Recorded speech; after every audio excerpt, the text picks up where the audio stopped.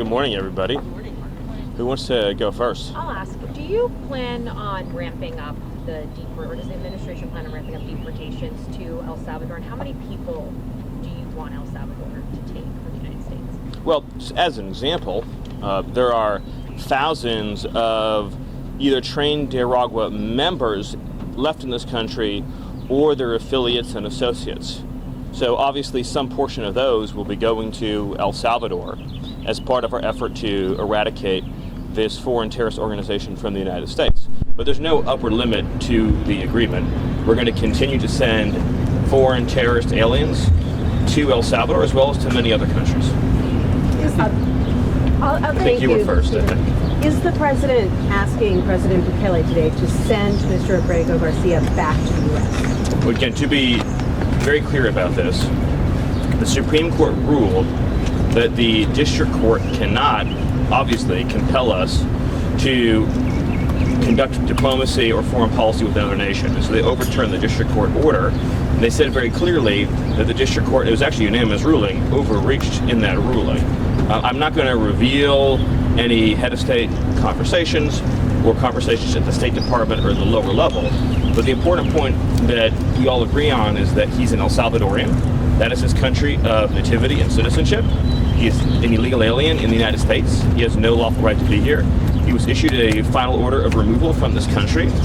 And so it's up to El Salvador and to the government and the people of El Salvador what the fate of their own citizens is. We can't extradite citizens of foreign countries to our country over the objection of those countries. Obviously, to do that would be a monstrous violation of international law. We can't go into other countries and kidnap their citizens and then take them back into our country. That's up to El Salvador and their own. But you can ask them to send him back, right? But it's their own citizen, right?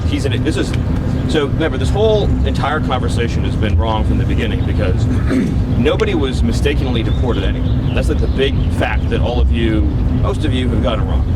No one was mistakenly sent anywhere. The only mistake that was made is a lawyer put an incorrect line in a legal filing and they've since been relieved of duty.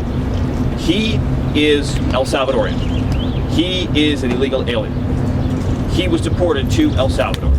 I would welcome anyone here to tell me what country they think we should be sending El Salvadorian illegal aliens to.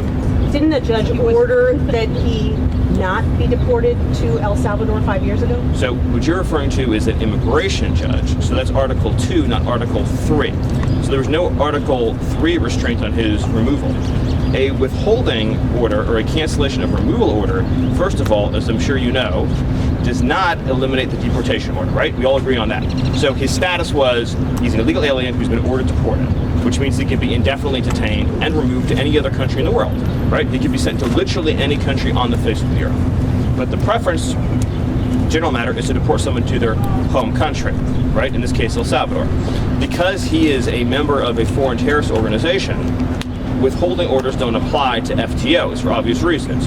So if you had an illegal alien, say from Syria, who's a member of ISIS, they can't apply for withholding of removal. So that principle applies here. Furthermore, the gang that he said was going to persecute him, so this theory that he's an MS-13 and there's this rival gang, the 18th Street gang, doesn't exist anymore in El Salvador. So the entire concept is false. But again, when the media talks about the idea that there was a mistaken removal, it implies to, I think, a normal listener, the wrong person was sent somewhere. He's an illegal alien from El Salvador. Where was he sent? To El Salvador. Where does he belong? In El Salvador. Right? It's different sending someone home and sending them into a prison that they could remain in for life. It is up to El Salvador how to handle the process for their own citizens.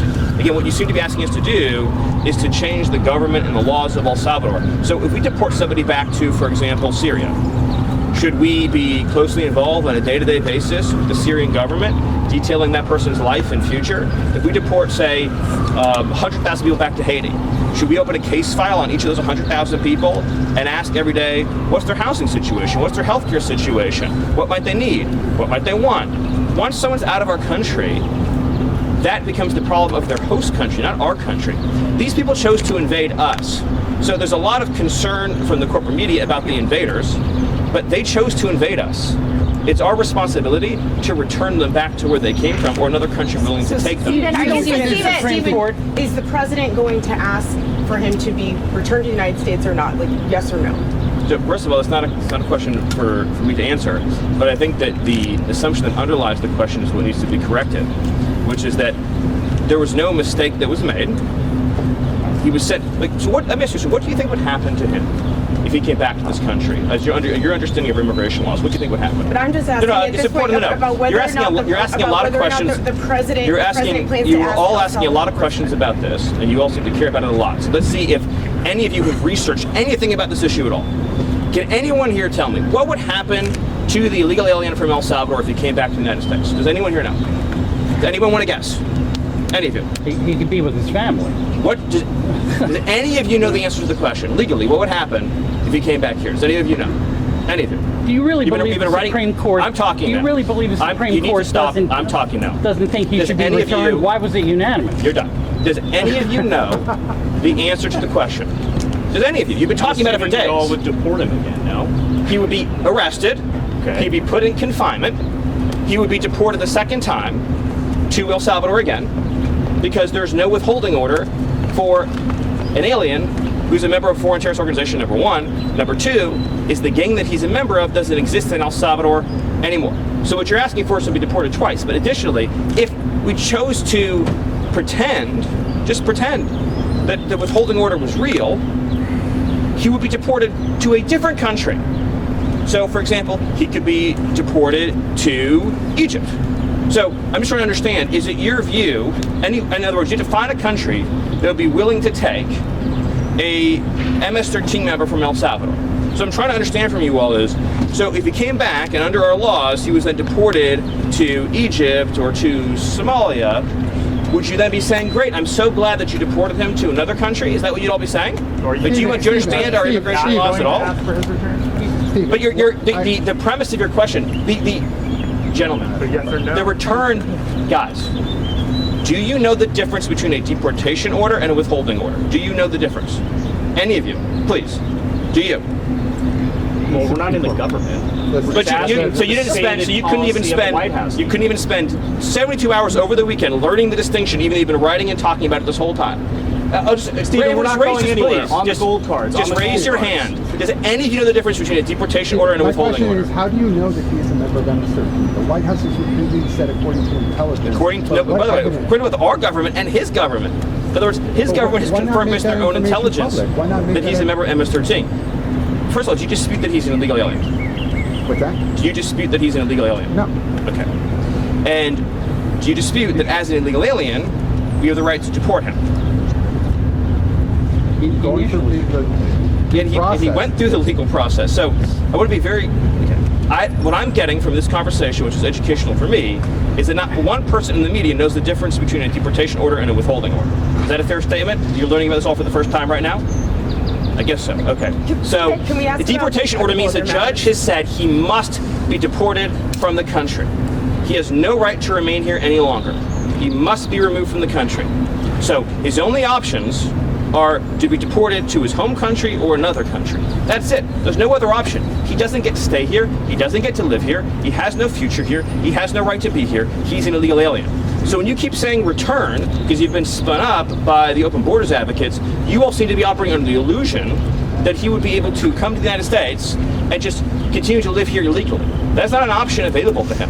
His only choices in life are to live in El Salvador or to live in another country. That's it. There's no other option, legally or otherwise, because he came to our country illegally. Do you understand that?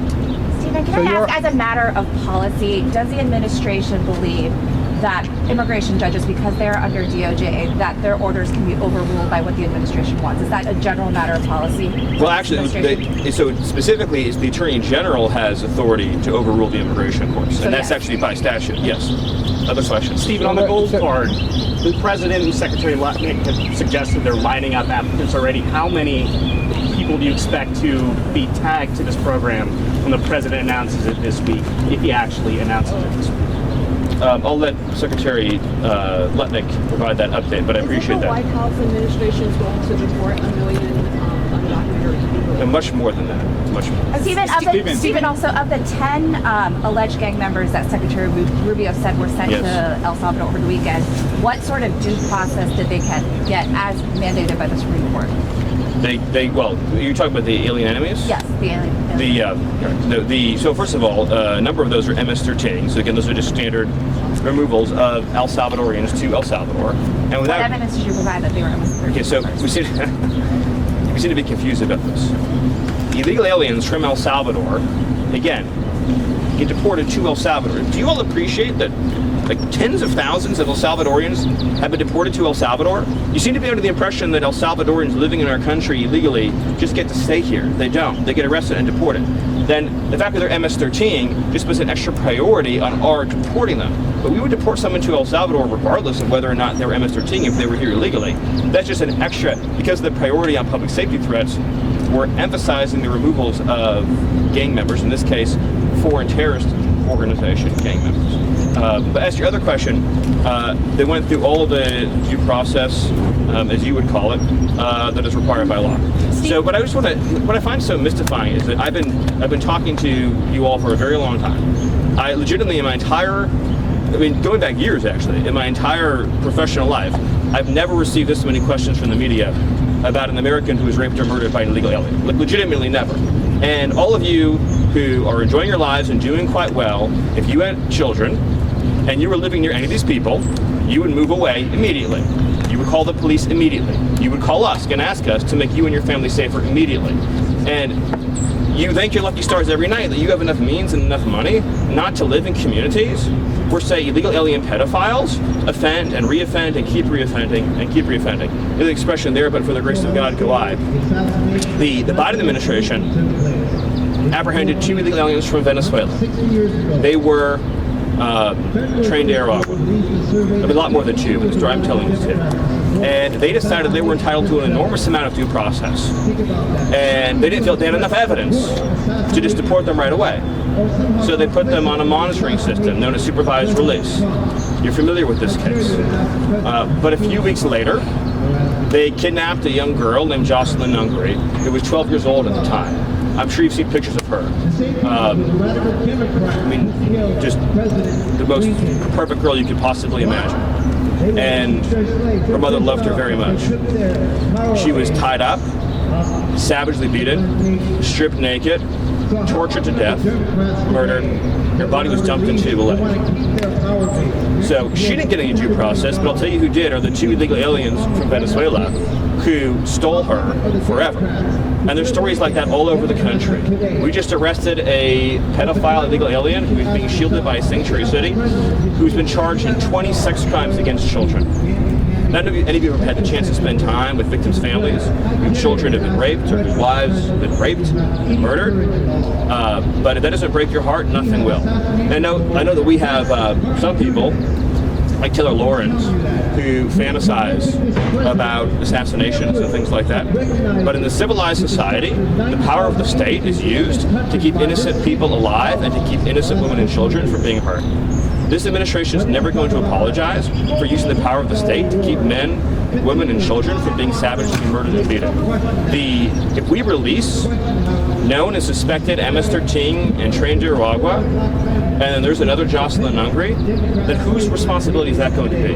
Do you think that we're going to sit around wringing our hands, wondering if, maybe we should, release this person, give them a little bit of extra time, give them a little bit extra chance to plead their case, and then what? They kidnap somebody, they slit their throat, they shoot them in the head, and we say, well, at least the illegal alien got due process. They're here illegally. The only place that they deserve to go is to some country other than our country. And it's not a statistic. These are real lives, these are real families. There's whole neighborhoods in Los Angeles controlled by illegal alien Mexican street gangs. Entire neighborhoods where you have to live in fear because of individuals here illegally engaged in extortion and crime. Not to mention the fentanyl. You have cartels that have functional control over the entire northern territory in Mexico who are pumping fentanyl, lacing our drugs with this chemical. Children are ending up dead. They're going out to a weekend party. They think they're taking something safe and they get a heart attack and they die by the thousands. So we're not going to apologize for doing something about that. And I just wish we lived in a country where the media gave to 1/10 a damn as much about Americans who were murdered and brutalized and savagely killed, beaten to death, as they did about whether illegal aliens that we all agree are illegal aliens should get 1 million days in court and 1 million trials and 1 million this and 1 million that. There's 15 million illegal aliens that violently enter the country. If every one of them got the trial that you're asking for, it would take us centuries to remove them. Centuries. We'd be talking about this in 300-400 years. Their great-great-great-grandchildren would be the ones representing them in court. That's how long it would take. Illegal aliens who come to our country have to be removed, and they have to be removed quickly, and that is an essential component of having something that we like to call a country. Stephen, on the one matter, last question. on the matter of visa restrictions, the president on his first day, the president on his first day in office signed an executive order calling on his administration, the Department of Homeland Security, State Department, DNI, to come up with a list of countries that did meet the United States' vetting standards and to potentially put full or partial visa restrictions on those countries. I just want to know what is the status of that report that was due to the administration last month? Do you have a list yet of countries? So the State Department has done the work that you're describing. It's currently going through the standard review process. I don't have any update beyond that, but I mean, you're correct in your statement that this was a product that was called for at the beginning of the administration and it's being worked on, and hope to have a further update for you soon. Last question. If I may. Entire neighborhoods where you have to live in fear because of individuals here illegally engaged in extortion and crime. Not to mention the fentanyl. You have cartels that have functional control over the entire northern territory in Mexico who are pumping fentanyl, lacing our drugs with this chemical. Children are ending up dead. They're going out to a weekend party. They think they're taking something safe and they get a heart attack and they die by the thousands. So we're not going to apologize for doing something about that. And I just wish we lived in a country where the media gave to 1/10 a damn as much about Americans who were murdered and brutalized and savagely killed, beaten to death, as they did about whether illegal aliens that we all agree are illegal aliens should get 1 million days in court and 1 million trials and 1 million this and 1 million that. There's 15 million illegal aliens that violently enter the country. If every one of them got the trial that you're asking for, it would take us centuries to remove them. Centuries. We'd be talking about this in 300-400 years. Their great-great-great-grandchildren would be the ones representing them in court. That's how long it would take. Illegal aliens who come to our country have to be removed, and they have to be removed quickly, and that is an essential component of having something that we like to call a country. Stephen, on the matter of visa restrictions, the president on his first day. The president on his first day in office signed an executive order calling on his administration, the Department of Homeland Security, State Department, DNI, to come up with a list of countries that did meet the United States' vetting standards and to potentially put full or partial visa restrictions on those countries. I just want to know what is the status of that report that was due to the administration last month? Do you have a list yet of countries? So the State Department has done the work that you're describing. It's currently going through the standard review process. I don't have any update beyond that, but I mean, you're correct in your statement that this was a product that was called for at the beginning of the administration and it's being worked on, and hope to have a further update for you soon. Last question. If I may, President Trump continues to say that one of the best arguments for sending undocumented criminals to El Salvador is cost. When it comes to this White House considering sending U.S. citizens to El Salvador because of being criminals, is that the same argument, cost?